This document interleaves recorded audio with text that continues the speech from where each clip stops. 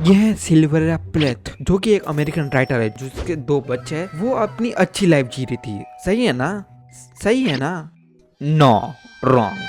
बात है 11 फरवरी 1963 की। वो रात को उठ जाती है, उठ के ब्रेकफास्ट बनाने लगती है और ब्रेकफास्ट बनाते बनाते वो अपने बेडरूम में चली जाती है। और जैसे ही बेडरूम से किचन में आती है तो वो अपने साथ कुछ टॉवल लेके आती है। मैं किचन को बंद कर देती है और टॉवल को भी डोर के आसपास लगा देती है। उसके बाद वो अपना मुंह डाल देती है ओवन में एंड उसको ऑन कर देती है। Oh shit. और मरते मरते एक लेटर भी लिख के गई, dying is art like everything else. मैंने उसको अच्छे से निभाया है। रेड फ्लैग्स कोई भी मत करना। ये कैसे मरी उसको जानने से पहले आपको थोड़ा पीछे जाना पड़ेगा। करीबन करीबन 31 ईयर अगो 1932 सिल्वा ऊपर से टपकी थी। टपकी नहीं मतलब पैदा हुई थी ऐसा। उसके फादर थे अल्टो अल्टो अल्टो अल्टो ना। मेरा तो देखो मिस्टर बीन। उसके फादर उससे बहुत ज्यादा क्लोज थे। Happy birthday Silvana, happy birthday. I am very happy today. तो मैं ये आज बर्गर खाऊंगा, देखो खाओ। यम यम यम यम यम यम। पापा यम यम यम यम यम यम यम। पापा कांग्रेचुलेशन सर, आपको डायबिटीज मिल चुकी है बिना पैदा करे हुए। छी, गंदे जोक्स। हाउ, मैंने तो कुछ करा भी नहीं और मुझे डायबिटीज हो गई। उसके फादर को डायबिटीज के बारे में तभी पता चला था जब उसकी बच्चे की बर्थडे पार्टी थी। और इससे भी वर्स्ट पार्ट क्या है पता है? ये उस जमाने की बात है जब कि डायबिटीज की कोई दवाई ही नहीं थी। तब आपको होप और पेशेंस रखना पड़ता था। लेकिन उसके फादर ने तब बोला था कि डायबिटीज वो क्या होती है। I am a strong German man, मुझे कुछ नहीं हो सकता, मुझे कुछ भी नहीं हो सकता। लेकिन एक सेकेंड, दिल में दर्द क्यों हो रहा है? ये बोलते उनकी डेड हो चुकी थी।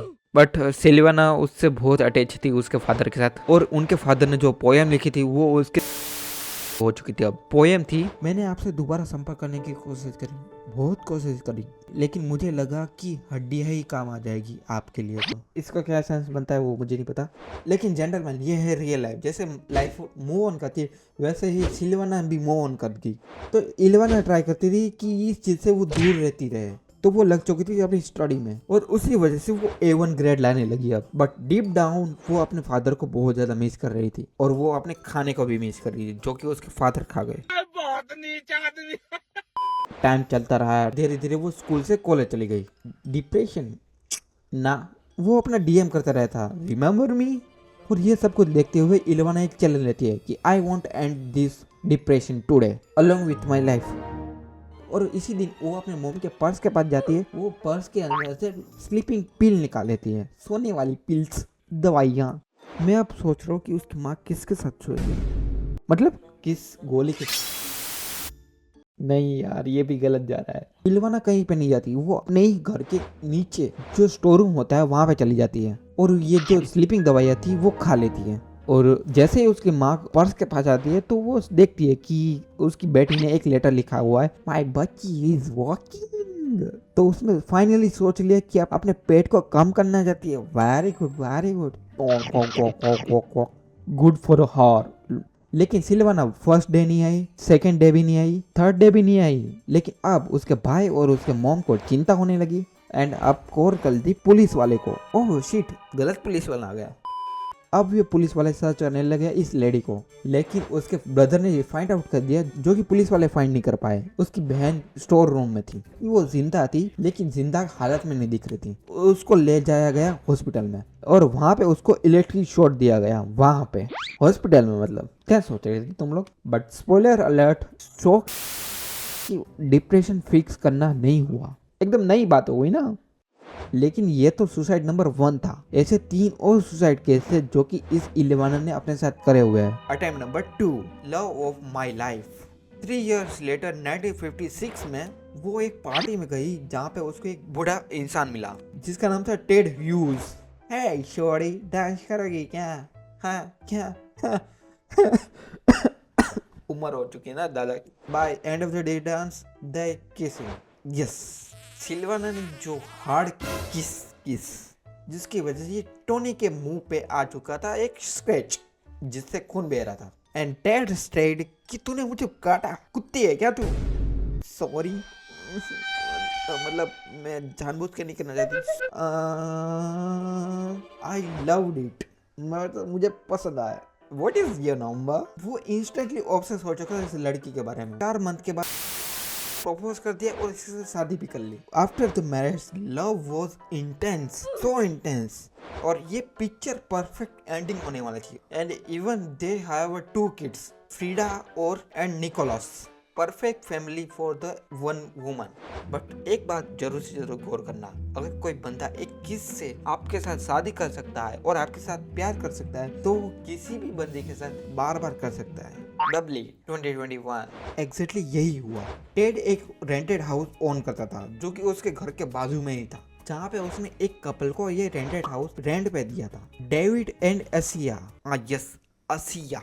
और एक ही हफ्ते के बाद टेड असिया के साथ मिल चुका था और ये अब स्टार्ट हो चुका था वही पुराना केस। और टेड असिया को पे करता था उसकी सर्विसिंग के लिए। टेड कैश देता था और एस लेता था। You got the point my right? Right, you right. But one day Silvana सब कुछ जान चुकी थी। वो डिप्रेस थी, उसको और एक चीज मिल गई जिसकी वजह से वो और डिप्रेशन में जा सकती है। जिस बंदे को वो प्यार करती थी, जिस बंदे पे वो विश्वास रखती थी, जिस बंदे को उसने बाइट किया था, वही बंदा उसके चीट करके चला गया। एनीवेज, इन दोनों के बीच में 1962 में डिवोर्स हो चुका था और बाद में सिल्वाना अपने 2 बच्चों के साथ एक रेंटेड अपार्टमेंट में चली गई थी और टेड अपने असिया के साथ। टेड तेरी माँ की आग पड़े कुत्ते गई के भैंस के अल्ले। और दूसरी तरफ हार्ट ब्रोकन सिल्वाना जो कि एक टेबल लेती है और उस पर 2-3 किताबें फेंक के मारती है। एंड उस पर्टिकुलर टाइम पे टेलर जैसे बोलती रही थी, सी वॉज है प्रोडक्टिव कीन एरा। एंड उस पर्टिकुलर टाइम पे उसने एक किताब भी लिखी थी, एरियल एरियल, और उसमें एक लाइन भी थी। क्या प्यारी लाइन थी, मेरे अंदर एक चीज गूंजती है, हर रात वो फड़फड़ाती है, अपने कांटों से ऐसी चीज को तलाश करती है जिससे वो प्यार किया जा सके। But remember one is art. और वो डाइंग में अच्छी थी और इसी चीज को करने के लिए निकल पड़ती है रोड में और कार को डाल देती है रिवर के अंदर। कार जैसे हिलने लगी वो पैनिक होने लगी और समहाउ वो कार से निकल गई और पानी से बाहर निकल गई। बस यही था उसका अटेम्प्ट नंबर 2। लेकिन अब जो अटेम्प्ट आएंगे ना वो सबसे खतरनाक, माइंड ब्लोइंग। ये इंसिडेंट के 1 ईयर बाद वो एक कमरे में सो रही थी, सडनली वेकअप हुई और वो अपने किचन में चली गई। और किचन में चले जाने के बाद वो वापस में रूम में जाती है और रूम से 2-3 टॉवल लेके आती है और किचन का दरवाजा बंद कर देती है और दरवाजे को पैक कर देती है इस टॉवल के साथ, ताकि कोई भी गैस बाहर ना जा सके। देन वो ओवन को स्टार्ट कर देती है और जैसे ही वो गर्म हीट होने लगता है वो अपना चेहरा उस ओवन में डाल देती है। यही थी उसकी कहानी, खत्म। लेकिन आफ्टर द सिल्वाना डेथ उसका एक्स वापस आ जाता है कुछ चीजें लेने के लिए, जो कि जानने के लिए आपको थोड़ा वेट करना पड़े।